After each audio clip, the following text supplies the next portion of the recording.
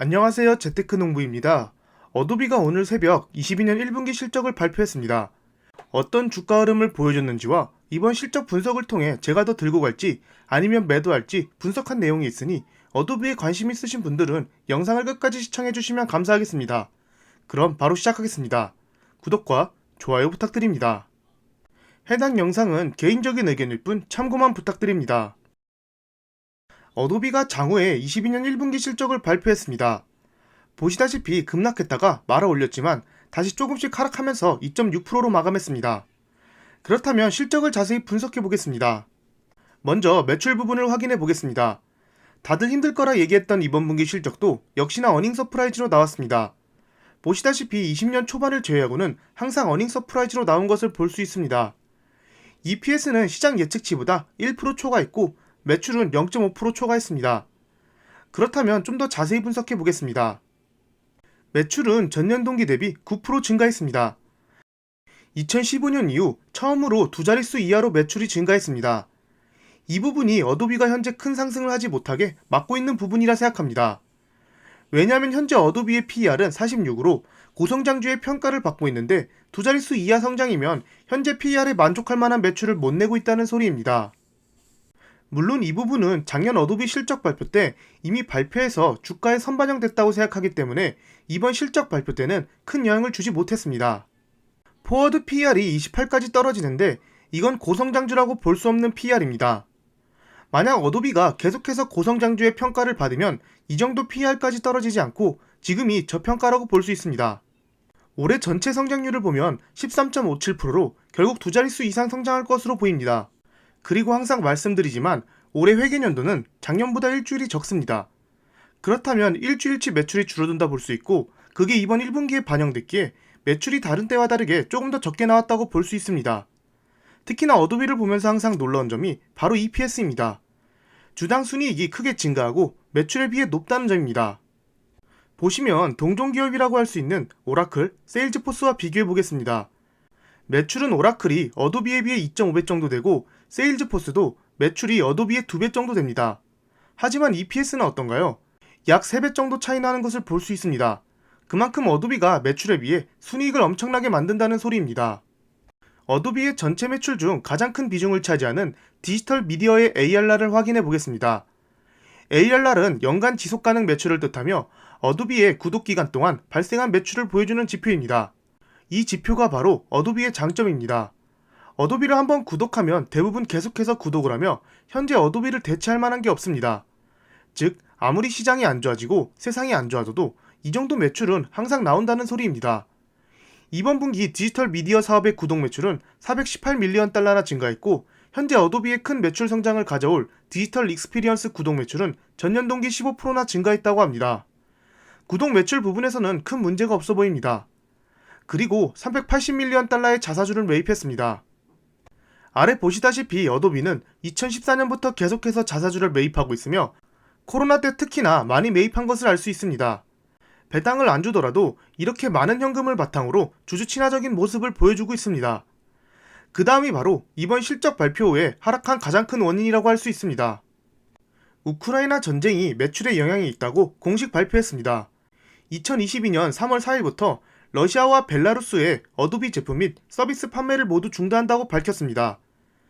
이것으로 인해 2022년 회계연도 매출에서 7,500만 달러가 감소할 것으로 발표했습니다. 하지만 앞서 보셨다시피 22년도 예상 매출은 17.83빌리언 달러입니다. 7,500만 달러는 1%도 안 되는 작은 매출이기에 큰 영향이 없다고 보시면 됩니다. 그리고 아래는 다음 분기 가이던스입니다. 총 매출은 4.34빌리언 달러가 될 것으로 예상했고 신규 구독 매출도 440밀리언 달러가 증가할 것으로 봤습니다. 매출은 전년 동기 14.5% 증가하며 다시 두 자릿수 이상 증가하게 됩니다. EPS는 3.3달러를 예상하고 있습니다. 하지만 이 가이던스가 월가의 예상보다 낮게 발표돼서 주가가 실적 발표 초반에 급락했습니다. 월가에서는 매출은 4.4빌리언 달러, EPS는 3.35달러로 예상했습니다. 예상치보다 적게 발표되니 시장에서 실망 매물이 나온 것이죠. 하지만 우리가 놓치고 있는 부분이 있습니다. 이 자료를 한번 봐보겠습니다. 어도비는 작년 실적 발표 때 이번 분기 실적 가이던스를 시장 예측치보다 낮게 발표했습니다. 보시면 매출은 4.23빌리언 달러, EPS는 3.35달러로 발표했는데 이번 실적은 어땠나요? 보시다시피 시장 예측치보다 높게 나왔을 뿐만 아니라 자신들의 가이던스도 넘었습니다. 그렇다면 앞으로도 이런 경향으로 나올 확률이 높습니다. 실적 발표 자료를 보다가 특이한 점을 발견했습니다. 제가 자주 분석해드린 유동비율, 즉 회사의 안정성을 판단할 수 있는 지표가 상당히 낮습니다. 보통 200%가 넘어야 안정적이다라고 볼 수 있는데 거의 100%에 도달한 것을 볼 수 있습니다. 정말 문제가 있어서 이럴까요? 부채 부분에서 가장 높은 부분을 차지하는 지표를 확인해 보겠습니다. 그 지표는 바로 디펄드 레비뉴인데요. 한국말로 번역하자면 이연 매출이라는 뜻입니다. 부채인데 매출이라 조금 이상하지 않나요? 이연 매출은 고객으로부터 선수금이나 예약금을 받았지만 아직 상품이나 서비스를 제공하지 않았을 때 기업은 그 금액을 부채로 기록합니다. 테슬라를 예를 들어서 차량 구입에 대한 예약금을 바로 이연 매출로 기록합니다. 차량을 고객에게 인도해야지만 이 매출이 진짜 매출로 바뀌게 되는 것이죠. 결국 지금 당장은 부채이지만 매출로 바뀌는 부채라고 생각하시면 됩니다. 어도비 같은 경우 매 분기마다 이연 매출이 높은 것을 볼 수 있습니다. 그렇다면 이연 매출을 제외한 진짜 부채로 계산한 유동비율은 어느 정도일까요? 이연 매출을 제외하고 유동비율을 계산해보면 무려 324%로 아주 안정적이다라고 볼 수 있습니다. 그렇기에 이 부분은 딱히 걱정 안 하셔도 될 듯합니다. 그렇다면 이번 실적 자료를 정리해 보겠습니다. 첫 번째는 바로 어도비의 매출이 전년 동기 대비 9% 증가했다는 것입니다. 2015년 이후 첫 한자릿수 성장이며 현재 PER 46에 비해 매출 성장률이 저조합니다. 만약 여기서 어도비의 매출 성장이 계속 한자릿수로 나온다면 주가가 더 하락할 확률도 있습니다. 지금까지 미래 성장성이 반영돼서 주가가 크게 올랐는데 그 성장성이 줄어들기 때문입니다.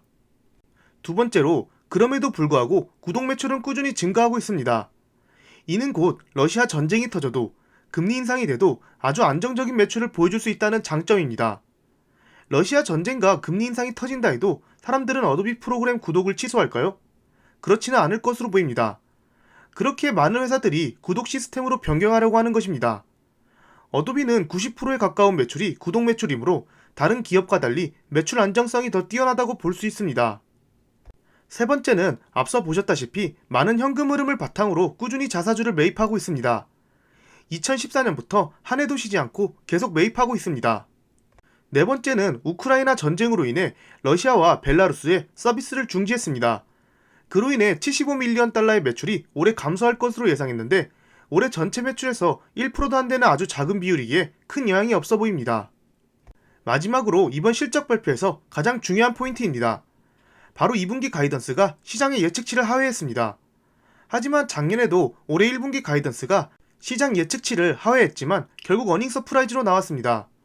항상 보수적인 가이던스를 제시하고 있고 몇 년간 계속 어닝 서프라이즈였기 때문에 결국 2분기 실적이 발표되면 어닝 서프라이즈로 나오지 않을까 생각됩니다. 저의 개인적인 총평은 매도할 이유를 못 찾겠다입니다. 이번 분기 한자릿수 매출은 이미 저번 분기 가이던스에서 선반영된 것이고 앞으로 나올 2분기 가이던스부터 15%에 가까운 성장률을 보여주게 됩니다. 현금 흐름에도 문제가 있는 것이 아니며 어도비의 가장 큰 핵심인 구독 매출이 줄어들고 있는 것도 아닙니다. 어도비의 미래를 담당할 디지털 크리에이터 부분 매출도 잘 성장해주고 있고 작년부터 메타버스 관련 기능을 강화하고 있으며 NFT 기능도 계속 추가하고 있습니다. 어도비의 AI 시스템인 어도비 센세이도 B2B에서 잘 활용하고 있으며 현재 포춘 100대 기업 중 75%가 사용하고 있다는 점도 좋은 투자 포인트라고 생각합니다. 그리고 가장 중요한 점은 이 시장에서 독점적이며 경제적 혜자를 가지고 있다는 사실입니다. 지금 당장 어도비 제품 가격을 인상한다 해도 대체할 제품이 없는 것이죠. 메타버스 기능까지 계속 추가하면서 기존 고객들의 충성도를 높이고 신규 고객도 계속 늘릴 것으로 보입니다. 만약 지금까지 말씀드린 이유들이 조금씩 사라진다면 저는 어도비를 매도할 계획입니다. 그렇지만 지금은 아직 제가 매수할 당시의 이유가 그대로입니다. 모든 기업이 항상 좋은 실적과 전망을 보여줄 수는 없습니다. 어도비 같은 경우 코로나 이후 계속 급성장해왔기 때문에 조금 쉬어가는 타이밍이라고 생각합니다. 그리고 다른 기업 같았으면 아무리 어닝 서프라이즈로 나왔어도 가이던스가 안 좋으면 10% 이상 급락할 텐데 오히려 2%밖에 하락하지 않은 점은 그만큼 어도비의 미래를 좋게 보는 게 아닐까 개인적으로 생각됩니다. 보시다시피 어도비를 저는 $512에 들고 있습니다. 다른 종목들과 달리 아직 양전하지 못했지만 앞서 말한 매수 이유가 그대로이기에 쭉 들고 갈 예정입니다.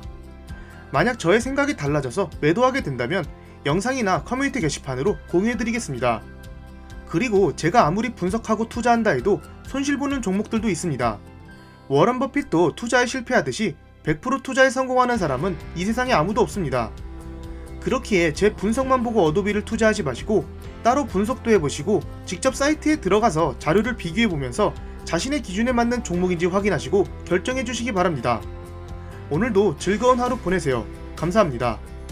절대 투자 추천 영상이 아닌 개인적인 의견이니 참고만 부탁드립니다. 지금까지 제 영상을 봐주셔서 감사합니다. 구독과 좋아요 부탁드립니다.